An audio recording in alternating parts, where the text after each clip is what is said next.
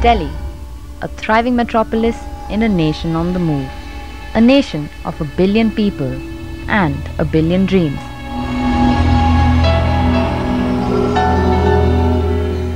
In the suburbs of the bustling city, two families get ready to realize a dream of their own.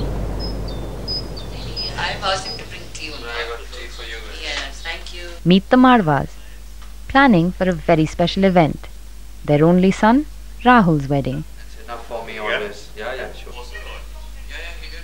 Not far away lived the Parthis, also in discussion about an equally significant event.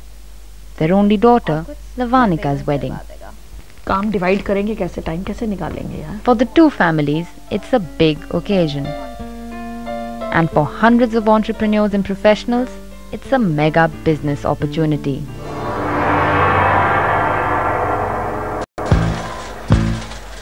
Matchmakers, jewelers, fashion designers, entertainers, decorators and caterers all come together to form one of the most unique industries in the world. I guess it's one of the most important events, not only for the individual but as a family and whole. This is one industry which has over the years never taken a backward curve, Whether there has been a recession in the country or not, spends have never stopped. Marriage is a lot of things, a lot of responsibilities, I'm sure. A lot of fun and going through everything together. So it's a wonderful bond that I'm looking forward to share. So, just how big is the Indian wedding industry?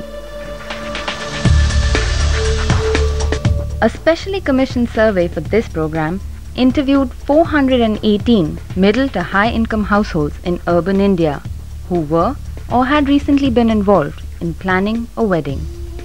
The survey also covered 166 vendors and service providers. The results were telling. It found that urban India alone spends more than an estimated $38 billion on weddings each year.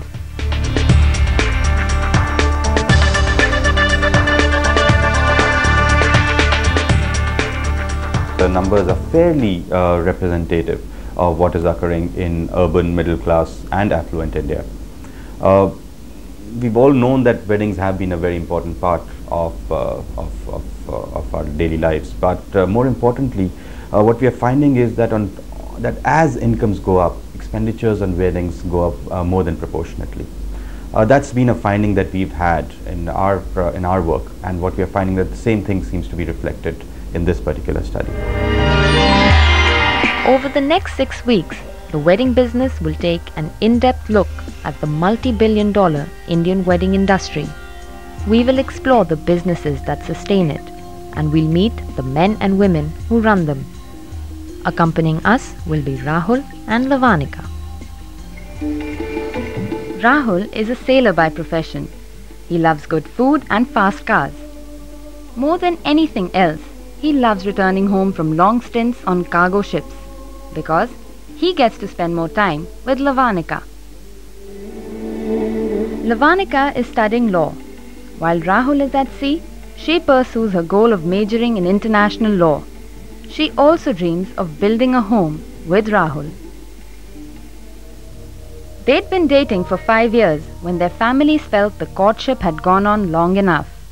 So with blessings from both parents, the two were engaged and a wedding date was set. For Rahul and Lavanika's wedding, the date that has been chosen is the 12th of March because according to their kundlis also we got them matched, and 12th of March is supposed to be one of the most auspicious days of this season, and it is the last day of the wedding season also. Come November, and the Indian landscape begins to take on a festive look. It's the wedding season. A 4-month period with a phenomenal number of marriages taking place. In 2006, Market Pulse survey found that 2.5 million marriages had taken place in urban India alone. Nearly 58% of these took place in the months of November, December, January and February. So, as Rahul and Lavanika get ready to join the millions, the wedding season will spell fortune, not just for them, but also for the huge seasonal industry that it generates.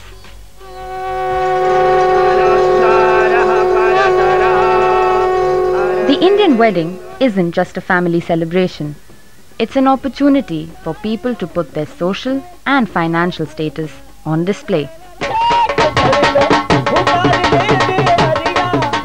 This can mean 3 to 4 days of festivities, ranging from traditional ceremonies to stylish partying.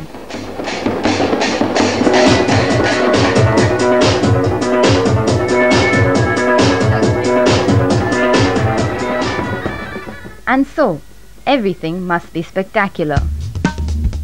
Clothes, jewelry, venues, catering, flowers, and the entertainment. No expense is spared. According to our survey, the average household income of those interviewed was $15,500. Yet, the average expenditure on a wedding was $19,000, more than 25% above these households' own income. Rahul and Lavanika's families could easily be such big spenders. Lavanika's father is a successful builder, while her mother is the principal of one of the country's leading schools. Rahul's mother is a homemaker and his father is the technical head of a shipping conglomerate. Rich, upwardly mobile nuclear families that are at the heart of India's consumer boom.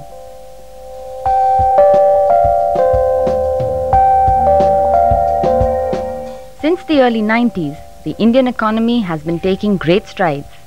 The last fiscal year recorded a GDP growth of 9.4%, the country's fastest expansion in 18 years. Retail choices expand as consumer mindsets shift from saving to spending. So, with purse strings loosening up, it's time for the wedding industry to cash in. When we come back, we see how traditional matchmaking has become a multi-million-dollar industry in India.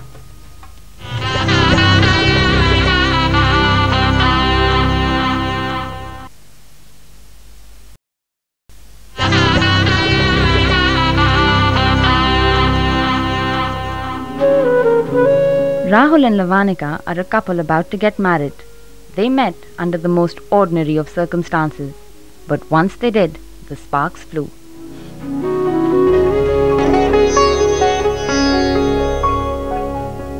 We met at tuitions, and it was just a hello, hi, how are you doing?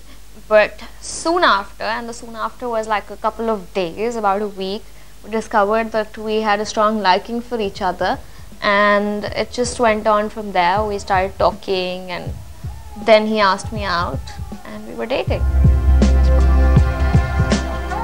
Chance was Rahul and Lavanika's matchmaker. But for countless other young Indians, finding a mate is more a matter of arrangement than luck. Once a person reaches a certain marriageable age, a massive search begins, usually by the parents. Feelers are sent out when families visit each other and well-meaning friends pop in with suggestions for likely candidates.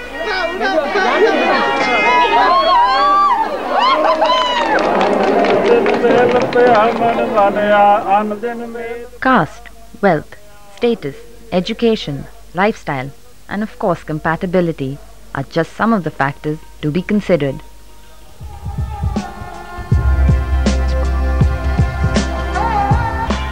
No easy task this, as Dr. Sabharwal discovered. Ours is an educated family, but very traditional. So I gave the briefing to my daughter when she was in the university to concentrate on her studies, and this matrimonial thing, you leave it to us. We have a very large circle in Delhi, and once you are a graduate, there will be no problem finding a suitable match. When the actual time came, then I realized that the traditional ways, they don't work anymore. Enter matchmaking service providers. Meet Praveen Kumar All, administrative head at one of Delhi's leading marriage bureaus. It's his job to help people like Dr. Sabharwal find partners for their children.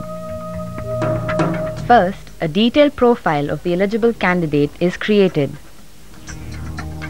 Then, the bureau sifts through its database of over 300,000 profiles to find a suitable match. Next, Praveen's team can help interested families get in touch with each other. They can mediate, do background checks, and finally arrange a meeting. It all depends on how much clients are willing to pay.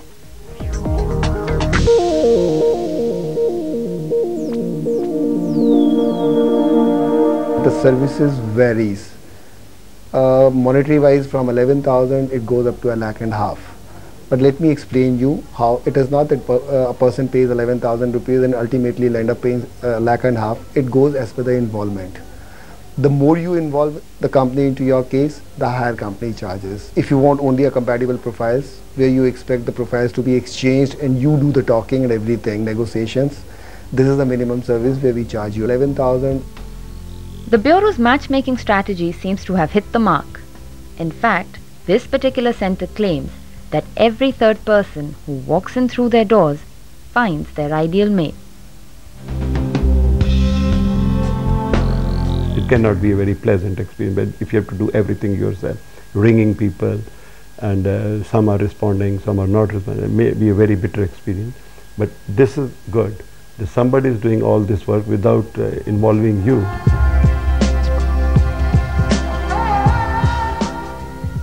Today, marriage bureaus are a widely accepted method for matchmaking in India. More important, in fact, than finding one's own partner, which makes Rahul and Lavanika's case an exception.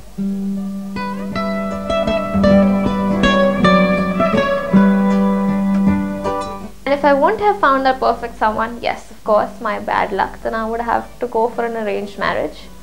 Somehow I'm not in for the conventional way, but I would have gone for it because my parents would have insisted. Arranged marriage can be like different ways, going through matrimonial websites, newspapers, relatives, friends. If I would have had my way, I think I would have gone through friends and family, and the last option would be newspapers or matrimonial websites. Advertising in the papers for husbands and wives may seem unusual, but it's a very popular matchmaking medium in India, thanks to the wide reach of newspapers. Today, most leading Indian dailies run weekly matrimonial classifieds. Each issue carries up to 2,000 adverts, categorized as per caste and regional preferences.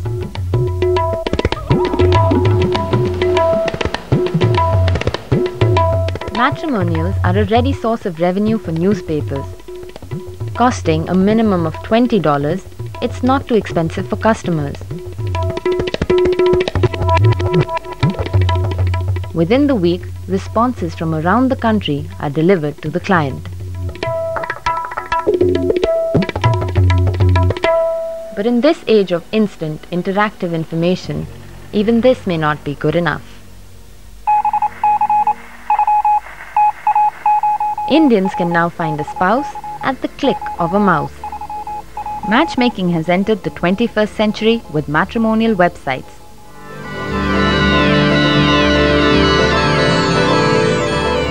A profile can be uploaded from the comfort of one's home, and within seconds there's access to millions of prospective suitors.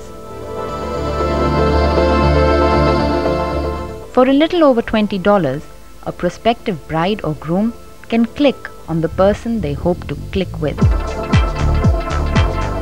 In the late 90s, startups like Shaadi.com and matrimonial.com understood that the dating website model of the West could work in India, but not without some serious changes.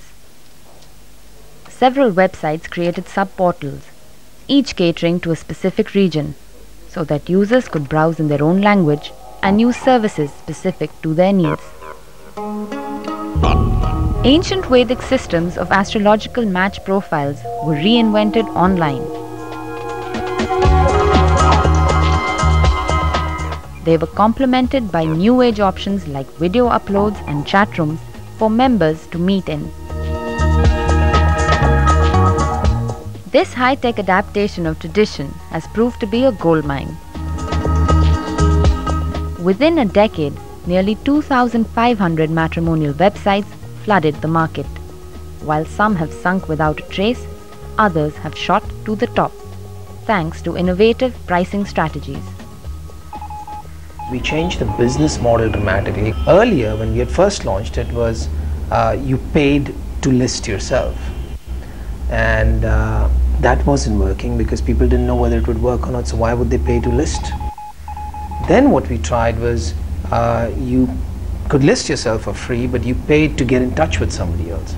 Again, it worked to a certain extent, but not entirely, because people weren't sure whether the other person existed or not, right? And why would they pay to contact somebody who may have taken their profile off? So what we then introduced was that you set your profile up for free. You can even actually ping somebody else and say, I'm interested in you.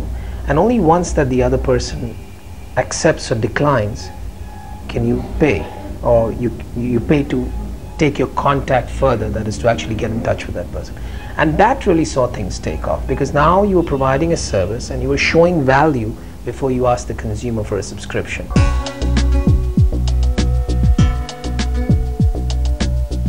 Today, all the big names in the business are flourishing.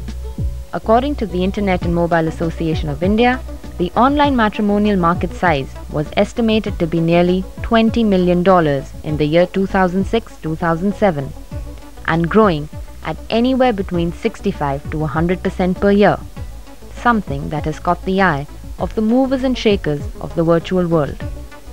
Yahoo and Canaan Partners invested nearly $9 million in the matrimony.com enterprise, while People Group of Shaadi.com secured a venture capitalist funding of $18 million.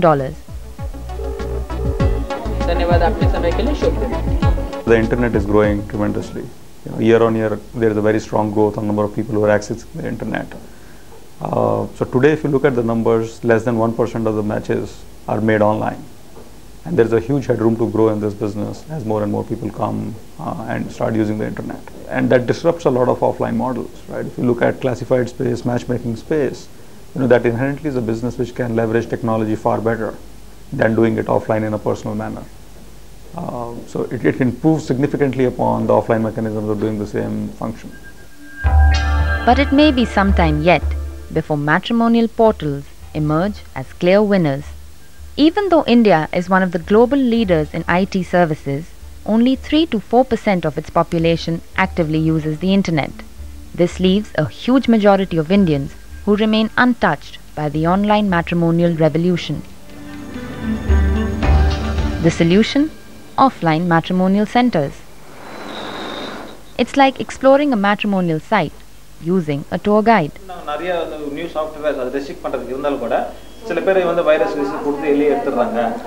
Counselors take clients through registering profiles, uploading photographs and horoscopes, and finding results. For the clients, it's a stress-free, new age option. For the portal, it's a lucrative money spinner. When you look at the option at matrimony.com, you can be a free member or a paid member. But when you look at Bharat Matrimony Center, you have to become a paid member. So when I say 500,000 profiles, these are all the paid members that has gone to our database. So this has really given us a tremendous boost in terms of our top line as well as the bottom line. And so, the offline center emerges as a perfect combination of the three matchmaking sectors. Not only is it spelling big business for the portals, but this model could be the perfect one-stop matrimonial shop for some time to come. And now, from making matches to making plans, it's time to plan the wedding of the season. For our young couple, this is the quiet before the storm. I think there are a lot of jobs that come up when you're just approaching a marriage. There are so many things that you pre-plan, but are never supposed to be executed the same way that you plan it. There are 10,000 things that will come up. I hope there are no troubles on that day. The weather you cannot really be able to predict the weather. I don't want it to start raining that day. Next time on The Wedding Business, Rahul and Lavanika go on the most extravagant shopping spree. Explore the Indian jewelry mart from antique bylanes to new age malls and practice the uniquely Indian art of giving gifts.